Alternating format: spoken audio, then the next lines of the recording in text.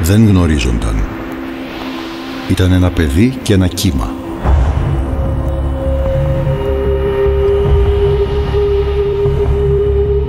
Το καθένα είχε την ελπίδα του. Το παιδί κάποτε να παίξει, το κύμα να φτάσει στον προορισμό του.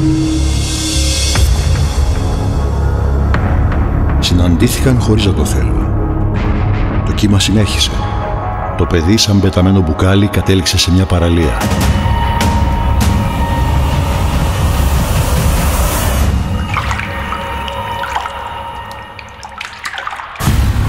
Στο χέρι σου είναι αν αυτό το μπουκάλι έχει και μήνυμα μέσα ή μείνει άδειο.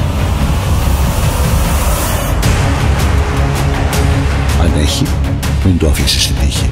Φρόντισε να φτάσει στα σωστά χέρια.